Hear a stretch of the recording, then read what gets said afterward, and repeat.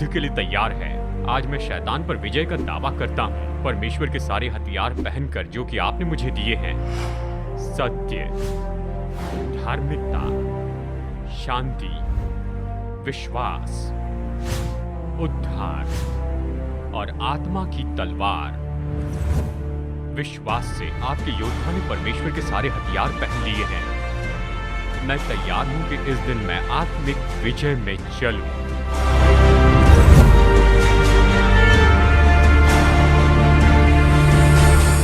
Internet का लाभ तो बस यही है कि हम पूरी दुनिया की जानकारी को अनफिल्टर्ड रूप में पा सकते हैं, और इसका नुकसान यही है कि हम पूरी दुनिया की जानकारियों को बिना फिल्टर ही प्राप्त करते हैं। इंटरनेट पर कई बार ये जानना मुश्किल होता है कि क्या सच है और क्या सच नहीं है, और जीवन में बुद्धिमानी के चुनाव करने के लिए सत्य बहुत ज़रूरी है। खास करके आत्मिक जीवन में परमेश्वर के सत्य का इनकार करना या उसे मोड़ देना, ये तो शैतान की नंबर 1 कार्य नीति है।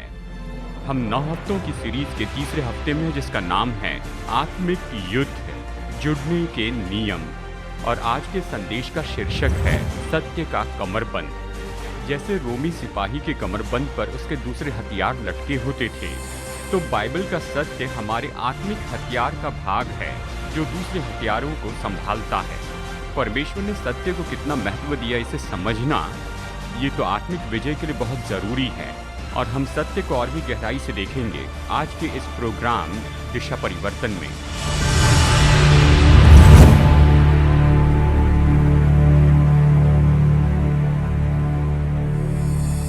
पिछले 2 हफ्तों से हमने देखा है कि हमारा शत्रु जिससे हम आत्मिक युद्ध में लड़ रहे हैं वो और कोई नहीं लेकिन खुद शैतान है। जैसे हमने पिछले हफ्ते उसके नामों का अध्ययन किया, हमने ये भी देखा कि वो सामर्थी शत्रु है जो केवल राज्य करने वाला हाकिम ही नहीं, पर हमने सीखा कि वो इस युग का ईश्वर है।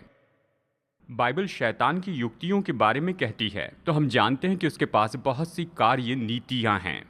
वो हमें भरमाना चाहता है क्योंकि वो बड़ा भरमाने वाला है। वो हमें भरमाना चाहता है क्योंकि वो हमें विभाजित करना चाहता है, वो विभाजन लाने वाला है। वो हमें विभाजित करना चाहता है क्योंकि वो बड़ा विभाजन करने वाला है, और फिर वो हमें नाश कर देना चाहता है। वो हमें भरमाना चाहता है कि हमें विभाजित करे ताकि आगे जाकर वो हमें नाश कर दे। अब जैसे हमने सीखा, उसका मुख्य लक्ष्य तो केवल विनाश है। वो विभाजित करता है, फूट डालता है ताकि वो नाश कर सके। उसका उद्देश्य यही है कि हम सबको नरक में डाले जहां पर यीशु मसीह नहीं हैं, ताकि हम हमेशा के लिए परमेश्वर से अलग हो जाएं। वह ऐसा नहीं कर सकता है क्योंकि हम तो विश्वासी हैं, हम यीशु पर भरोसा करते हैं। तो उसकी दूसरी योजना है कि जो गवाही परमेश्वर ने हमें दी है उसे दूर कर दें, और चाहता है कि हमें प्रभु से दूर रखें, और हो सके तो मसीह विश्वास से हमें नाश कर दे। लेकिन हम इस शत्रु के विरुद्ध में असहाय नहीं हैं। हमने ये सीखा है, और बाइबल हमें बताती है कि निश्चय एक मार्ग है कि हम लोग विजयी हो जाएं। हम असहाय नहीं है क्योंकि पहला यूहन्ना 4:4 कहता है, जो संसार में है उससे भी बड़ा वो आप में है। आप में कौन है? मसीह है। संसार में कौन है? शैतान। यूहन्ना हमें बताता है कि जो संसार में है उससे भी बड़ा तो हम में है। जब मसीह हम में वास करते हैं तो हम शैतान का सामना कर सकते हैं। जब मसीह की सामर्थ्य में हम उसका सामना करते हैं तो उसे हमें छोड़ना पड़ता है। मसीह की सामर्थ्य में शैतान का सामना करना, प्रेरित का यही अर्थ है जब वो इफिसियों में कहता है कि परमेश्वर के सारे हथियार पहन लो। और ये तो 6 तरह के हथियार हैं। इनमें से 5 हथियार तो सुरक्षा के हैं और केवल एक ही हमला करने के लिए है। ये 6 के 6 हथियार बहुत ही ज़रूरी हैं। हमारे जीवन का कोई भी भाग असुरक्षित या ऐसे खुला नहीं रख सकते हैं। बाइबल ये सलाह नहीं देती कि इन हथियारों में से केवल 4 या 5 चुन ले, जो चाहे वो उठा ले और उसका उपयोग करे। नहीं, हमें बताया गया है, गौर से सुनिए, कि परमेश्वर के सारे हथियार पहन लो। जिस हथियार का हम उपयोग करने से इनकार करते हैं वो हमें किसी जगह पर असुरक्षित रखेगा और हम शत्रु का शिकार हो जाएंगे। ये जानना महत्वपूर्ण है कि परमेश्वर ने हमें कोई सुरक्षा नहीं दी हमारी पीठ के लिए। वो अपेक्षा करता है कि हम पीठ दिखाकर न भागें। वो चाहता है कि हम सब खड़े हो जाएं और शत्रु का सामना करें और कायरों के जैसे न भागें। जैसे हम इन हथियारों को देखते हैं जो इफिसियों में बताए गए हैं, तो ये बहुत स्पष्ट है कि ये हथियार और कुछ नहीं लेकिन स्वयं प्रभु यीशु मसीह हैं। हथियारों के बारे में कहते हुए सबसे पहले हमें ये पहनना है। वचन में कहता है कि सत्य से अपनी कमर कस कर, यानी हमें सत्य से अपनी कमर कसनी है।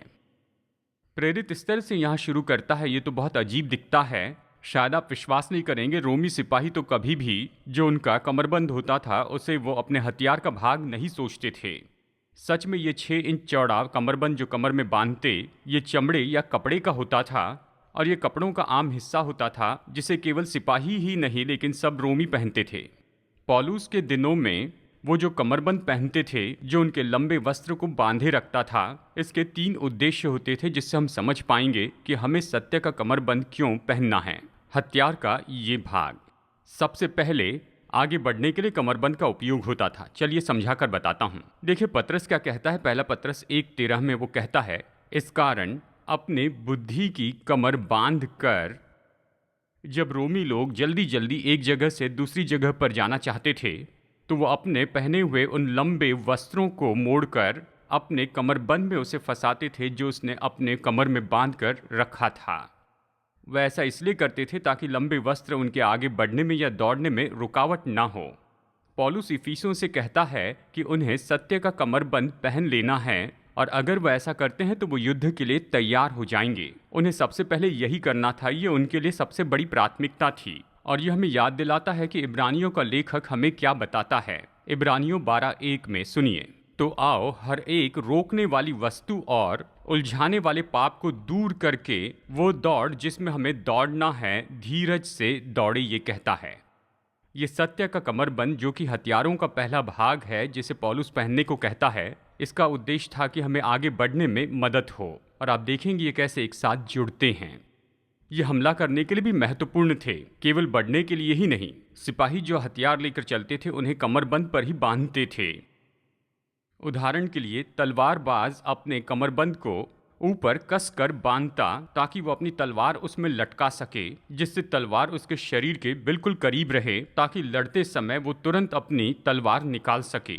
तीरंदाज अपने तरकश को अपने कमरबंद से बांधे रखता जिसमें सारे तीर रहते थे ताकि वो जल्दी से उन्हें निकाल सके। ये तो युद्ध में सिपाहियों के लिए बहुत ही महत्वपूर्ण हथियार होता था। ये महत्वपूर्ण था आगे बढ़ने में और हमला करने में। एक और बात के लिए इसका उपयोग होता था, ये पारितोषिक के लिए महत्वपूर्ण था, क्योंकि जब रोमी सिपाही को किसी तरह से पारितोषिक दिया जाता तो वो उसे लगाता था इस कमरबंद पर जो उसने कमर में पहना है। इसके द्वारा पहचाना जाता था ये सिपाही पहले कभी युद्ध में गया है या नहीं। अगर आप उसे आते हुए देखें और उसके ऊपर बहुत से मेडल्स लगे हैं तो ये बड़ा सिपाही है और इसके बारे में सावधान रहना होगा।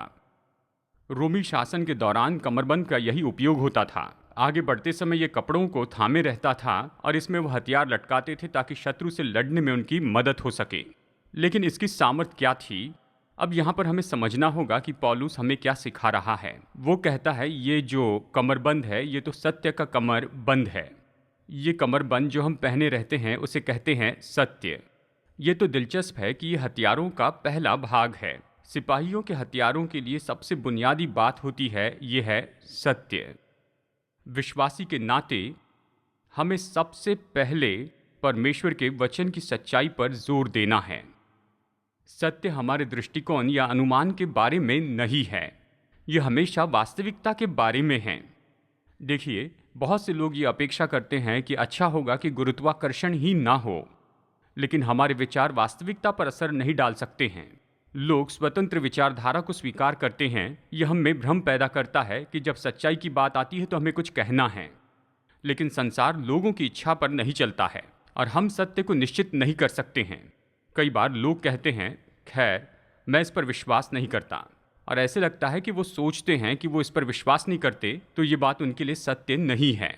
सत्य तो सत्य होता है चाहे आप विश्वास करें या न करें। हम सत्य को नहीं बदल सकते अपनी भावना या अपने दृष्टिकोण से या अपने अनुमान से, और यही तो आज हमारी परंपरा में खो गया है। आज तो पूरा सत्य नहीं रहा है। आज हमारी परंपरा में आपका सत्य मेरे सत्य से अलग हो सकता है, इससे कोई फर्क नहीं पड़ता। लोग सोचते हैं सारे सच तो सत्य हैं। नहीं, ऐसा नहीं है। संसार सत्य के बारे में गड़बड़ी में है। बहुत से लोग कहते हैं कि आप विश्वासी हैं और आप सोचते हैं कि आपको पूरा सत्य पता है, तो क्या यह अहंकार नहीं है? लेकिन बाइबल जो सिखाती है उस पर विश्वास करना अहंकार नहीं, लेकिन ये तो बिल्कुल उसका उल्टा है। अहंकार तब होता है जब हम सत्य को अपने स्वार्थ के लिए बदल देते हैं। एक बार एक बहन ने कहा, हम दंड पर चर्चा कर रहे थे और मुझे पक्का पता नहीं, शायद मैं नरक के बारे में कह रहा था, लेकिन उसने कहा, डॉक्टर जर्मे आप ये बात जान लीजिए, मेरा ईश्वर किसी को नरक में नहीं भेजेगा। मैंने कहा, आप सही है, लेकिन परमेश्वर ऐसे नहीं हैं। वो ऐसे नहीं हैं। वो ऐसे नहीं क्योंकि आपके पास अधिकार नहीं कि आप जैसे चाहे वैसे परमेश्वर को बनाएं ताकि आप अपनी मर्जी से उससे काम करवा सकें। अगर आप इस सच्चाई को जानें कि परमेश्वर कैसे हैं और संसार कैसे बनाया गया, तो क्यों सत्य को जानने के लिए दिन भर का इतना समय बर्बाद करना चाहते जबकि आप सत्य पहले ही जानते हैं। अगर आप नहीं मानते कि इस किताब में सत्य है तो ठीक है, आप खोज लीजिए मेरे दोस्तों, लेकिन अगर आप विश्वासी मानते हैं परमेश्वर ने कहा है और ये सत्य है, तो फिर दिन का इतना समय क्यों बर्बाद करें जबकि आप किसी तरह के सत्य को ढूंढ रहे हैं और उसे पाने के बाद आप जानेंगे कि ये सत्य नहीं है। परमेश्वर का वचन सत्य है और यही तो फर्क है। देखिए, शैतान क्या करता है, वो कोशिश करता है कि भरमाए।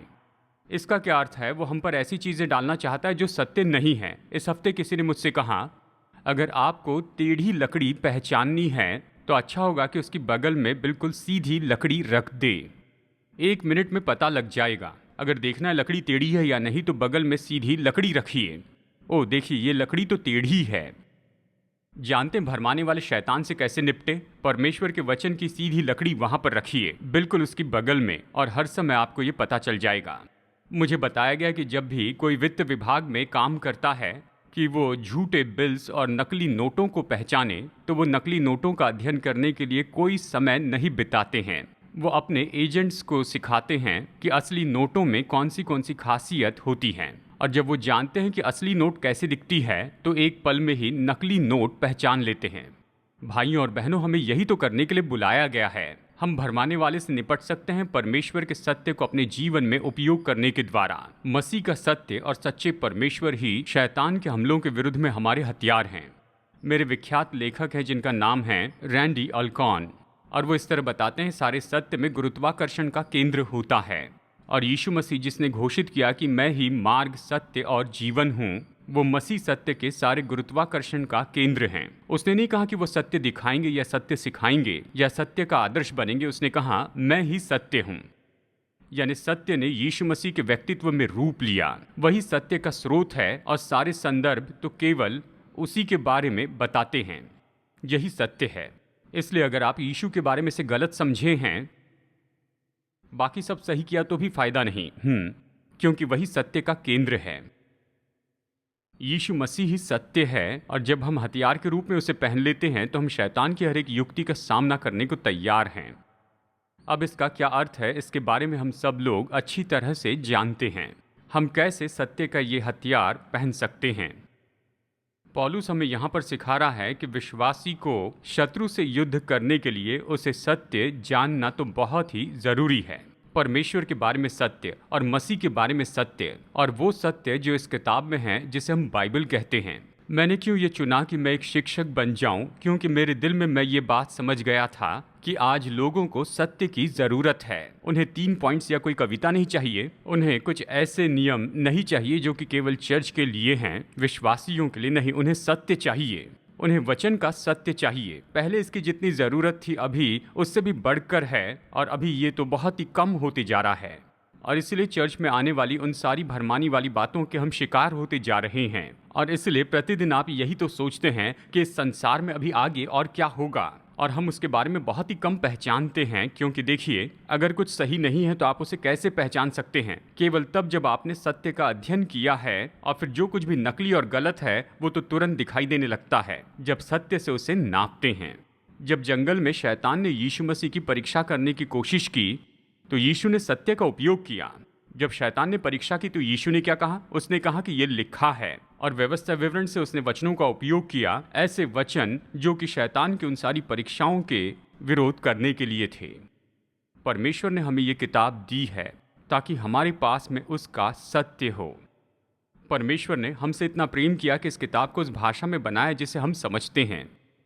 मैं बताना चाहता हूँ, शायद आप इसे जानते हैं, इस किताब के कवर्स के बीच में वो सब कुछ है जो परमेश्वर चाहते हैं कि मैं उसे जानूं। इस किताब के बाहर ऐसा कुछ भी नहीं जिसे परमेश्वर चाहते हैं कि मैं जानूं। उसने वो सब कुछ रखा जो वो चाहते हैं कि मैं जानूं, वो सब जो आप जाने, वो सब इस किताब में है। जो कुछ भी आप जानना चाहते हैं उसके बारे में, उसका पुत्र, उसके अनंत काल के बारे में, जीवन के बारे में, अगर आप इस किताब के अध्ययन पर जोर देते हैं तो आप उन चीज़ों में माहिर होंगे जो आपके सृष्टिकर्ता परमेश्वर आपसे चाहते हैं। तो ये पहली बात है, परमेश्वर दिलचस्पी लेते हैं परमेश्वर के सत्य में, और ये हमारे हथियारों का भाग है। जितना हम परमेश्वर के बारे में जानेंगे, वचन से जितना सत्य हम जानेंगे, तो हम उतने बेहतर होंगे कि हम युद्ध में जा सकें और युद्ध में जयवंत हो जाएं। लेकिन इसका एक और भाग है जिसे अक्सर हम चूक जाते हैं जब हम युद्ध में इसके उपयोग के बारे में कहते हैं। ये केवल परमेश्वर के सत्य के बारे में ही नहीं है, ये उस सत्य के बारे में भी है जो हम में है। हम इफिसियों 6 के इस वचन को इस तरह से भी पढ़ सकते हैं, इसलिए सत्य से अपनी कमर कसकर स्थिर रहो। सत्य, जैसे हमने इसके बारे में कहा, ये तो ऑब्जेक्टिव है, ये वहाँ है, ये एक तो सत्य है या नहीं है। लेकिन सत्यनिष्ठा तो यही है, परमेश्वर के बारे में हमने जो सत्य पाया है उसके द्वारा हम सत्यनिष्ठ ऐसे लोग होते हैं। क्या हम में सत्य है और क्या हम में सत्यनिष्ठा है, और क्या हम सत्य में बने हैं या फिर बस हम झूठा व्यवहार कर रहे हैं। बाइबल कहती है कि शैतान के विरुद्ध में युद्ध में अच्छा योद्धा होना है तो आप में सच्चाई होनी चाहिए, आपको वही होना है जिसका आप दावा करते हैं।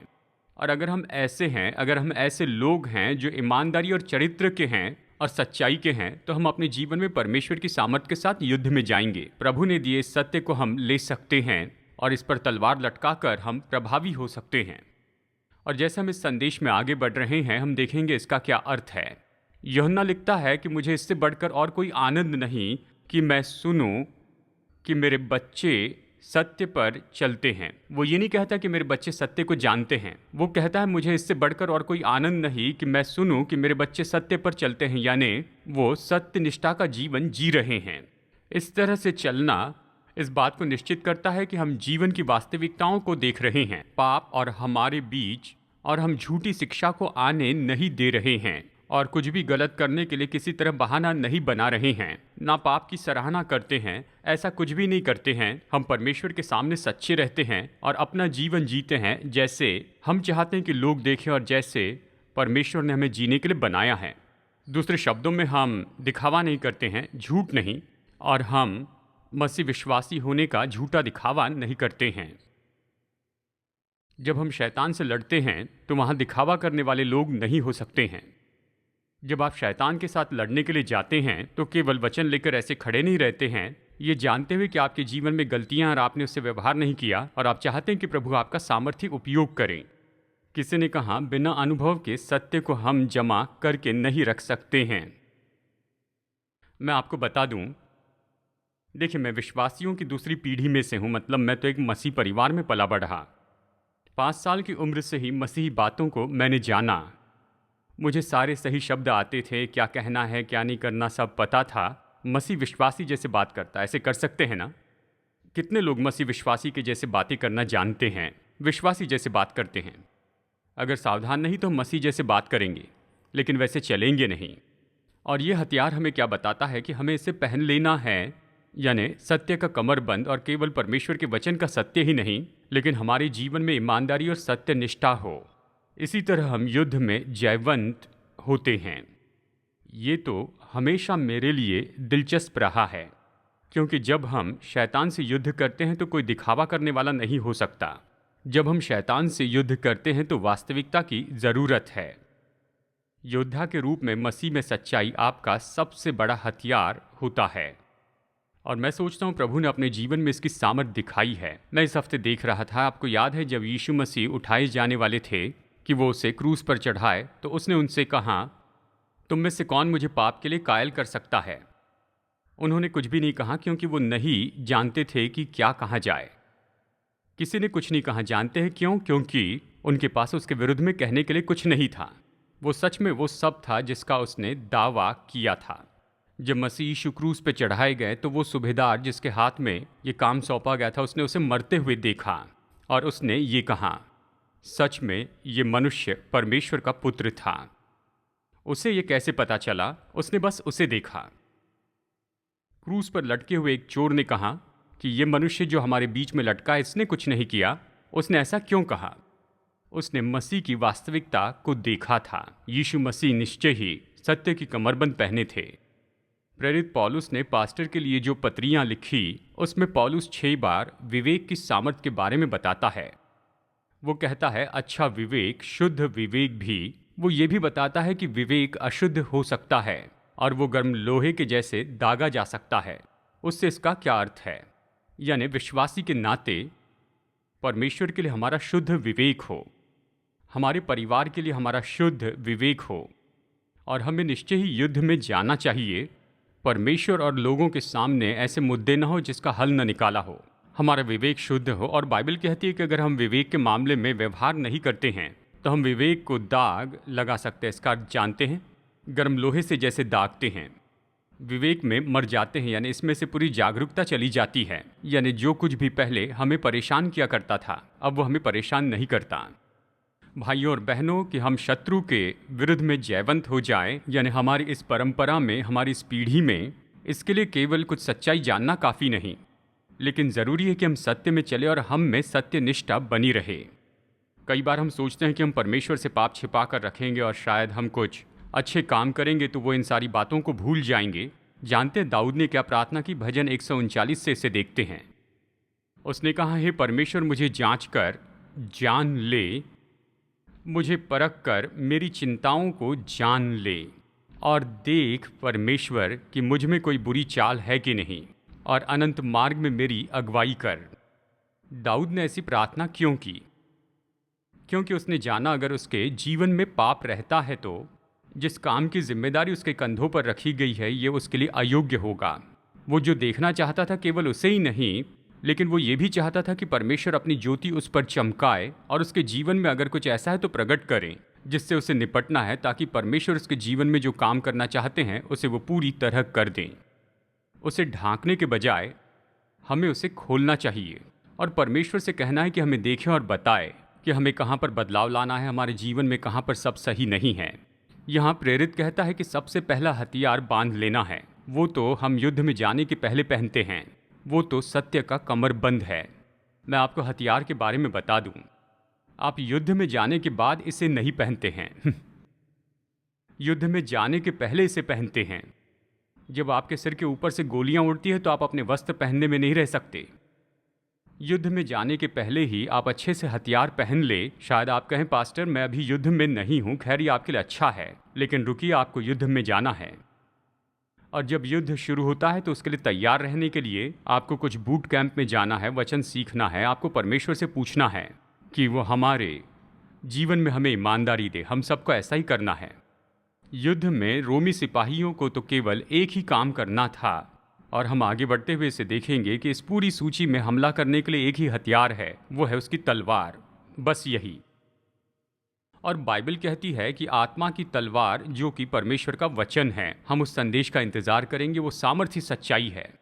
ये तलवार जिसके बारे में बताया गया, ये छोटी होती थी, जो आमने सामने युद्ध में उपयोग होती थी, और ये तो शत्रु को जख्मी करने के लिए होती थी। गौर से सुनिए, सिपाही की जो तलवार होती थी वो सत्य के कमरबंद पर लटकी होती थी। आत्मा की तलवार जो कि परमेश्वर का वचन है, वो लटकी होती थी सत्य के कमरबंद पर। याद रखने के लिए अद्भुत बात है कि परमेश्वर का वचन हमें बदल देता है। यह हमें पवित्र बनाता है, भीतर से बाहर बदल देता है। और यीशु ने इसी के लिए महायाजक की प्रार्थना में यहाँ प्रार्थना की थी। उसने कहा, सत्य के द्वारा उन्हें पवित्र कर, तेरा वचन सत्य है। सत्य तो तथ्यों से बढ़कर है। यह ऐसी बात नहीं जिसे हम जानते हैं, लेकिन ऐसा है जिस पर हम काम करते हैं और वो हम पर काम करता है। हम सत्य को बदल नहीं सकते, लेकिन सत्य हमें बदल सकता है।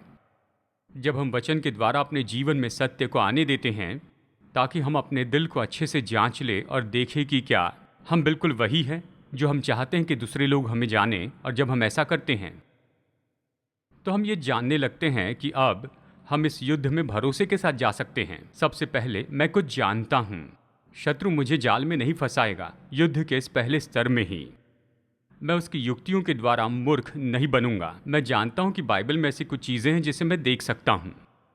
और नंबर 2, वो मेरे जीवन की ओर उंगली उठाकर कभी ये नहीं कह पाएगा कि तुम कौन हो जो युद्ध लड़ रहे हो, पहले देखो तुम्हारे जीवन में क्या हो रहा है। मुझे याद है जब मेरा छोटा बेटा डैनियल, जब वो स्कूल में गया, यानी वो नॉर्थ ईस्ट लुजियाना यूनिवर्सिटी में कुछ साल फुटबॉल खेलने गया। वहाँ जाने के बाद हमें पता चला कि वो एक ही विश्वासी है। उस टीम में एक लड़का तो खुद को विश्वासी होने का दावा करता था। वो विश्वासी खिलाड़ियों के समूह का मुखिया था। डैनियल तो पहली बार ही इसके द्वारा बहुत प्रभावित हुआ, क्योंकि वो बाइबल के बारे में बहुत कुछ जानता था। वो हर रविवार बैप्टिस्ट चर्च जाता था और फिर एक दिन उसने जाना कि ये लड़का किसी लड़की के साथ विवाह किए बिना ही एक साथ रहता है। जानते हैं, उसने मेरे बेटे पर का उसका प्रभाव नाश कर दिया और वो ये जान गया सत्य के बारे में कैसे दूसरों के जीवन पर हम सामत रख सकते हैं जब हम अपने जीवन में सत्य पर नहीं चलते। ये केवल इसी के बारे में है। हमें केवल सत्य को जानना नहीं, उसके अनुसार जीना है। अगर हम सत्य को जानते हैं, उसमें जीते हैं, पवित्र आत्मा की सामर्थ्य से हम इसे करना जानते हैं, तो हम युद्ध में जयवंत हो सकते हैं। पौलुस हमें सबसे पहले यही बताना चाहता है कि सब कुछ सत्य से शुरू होता है। अगर सत्य है तो हमारे पास जाने के लिए जगह है, अगर सत्य नहीं है तो कोई जगह ही नहीं। सत्य के बिना युद्ध में मत जाइए, नहीं तो फिर आप हमेशा हर समय हारेंगे। लेकिन आप परमेश्वर का सत्य ले सकते हैं और उसे अपने जीवन में उपयोग कर सकते हैं, और परमेश्वर आपको दिखाएंगे कि कैसे आप जयवंत हो सकते हैं उस युद्ध में जिसका हम सामना करते हैं। मुझे पता नहीं आपके मुद्दे क्या हैं, लेकिन मैं वादा करता हूं कि आपकी जो भी समस्या हो, चाहे वो डर हो या फिर चिंता हो या चिंता या दोष भावना या जो भी हो, देखिए परमेश्वर के वचन में 10-12 ऐसे महान वचन हैं कि अगर आप उसे अपनी हार्ड ड्राइव में ले लेते हैं तो जब हमला होगा तो आप यीशु के जैसे कह पाएंगे। जानते हैं यीशु ने क्या कहा? उसने कहा शैतान ये लिखा है, और फिर उसने वो वचन कहा। और जब वो चिंता के साथ आता है तो आप कह सकते हैं कि शैतान ये लिखा है। आप इसे लीजिए और इस वचन को बोलते जाइए। अगर आप इसे करते जाएं तो ऐसा कुछ पाएंगे जिसके बारे में आपने कभी सोचा नहीं था, कि परमेश्वर के वचन की सामर्थ्य के द्वारा आप अपने मसीह जीवन में विजयी हो सकते हैं। हमारे चर्च में कुछ हद तक हम इससे दूर चले गए हैं। हम इसके बारे में ज़्यादा बात नहीं करते, और मैं सोचता हूँ कि हमारा क्या होगा अगर अभी ये सबसे बड़ी ज़रूरत है कि हम बहुत ही बलवान हो, यीशु मसीह के अच्छे सिपाही बने और हम बुनियादी बातों की ओर वापस आए जो हमें जयवंत होने के लिए तैयार करें। आशा है कि आज के दिशा परिवर्तन के संदेश के द्वारा आप प्रोत्साहित हुए होंगे। शायद आप हमें देख रहे हैं और आप बाइबल और परमेश्वर के बारे में और ज़्यादा जानना चाहते हैं, या जानना चाहते हैं कि उसके साथ में कैसे व्यक्तिगत संबंध रख सकते हैं। ये संबंध आज ही शुरू हो सकता है अगर आप पापों से पश्चाताप करना चाहते हैं और यीशु के पास आए, उसे अपना उद्धारकर्ता प्रभु बनाकर। जब आप ऐसा करेंगे तो परमेश्वर प्रतिज्ञा करते हैं कि वो आपको नई सृष्टि बनाएंगे, कि आपको अपनी संतान के रूप में गोद लेंगे और आपके पूरे जीवन भर आपकी अगुवाई करेंगे। जैसे आप विश्वास का ये कदम उठाते हैं, मैं प्रोत्साहित करता हूँ कि आप लोकल चर्च के संपर्क में आइए या भरोसेमंद सेवकाई के पास आइए और आप दूसरों को बताएं, ताकि आपके विश्वास में आप बढ़ते चले जाएं। तो फिर तब तक प्रभु आशीष दे, और फिर अगली बार मुलाकात होगी यहीं पर दिशा परिवर्तन में।